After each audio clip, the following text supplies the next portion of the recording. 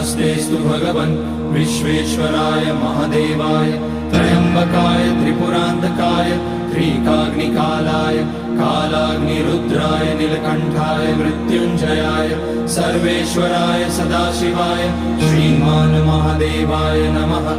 ॐ नमः शम्भवाय च मयोभवाय च नमः शङ्कराय च मयस्कराय च नमः शिवाय च शिवतराय च।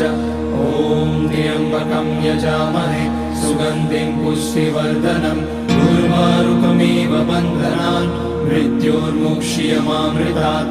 नागेन्द्रहाराय त्रिलोचनाय भस्माङ्गराय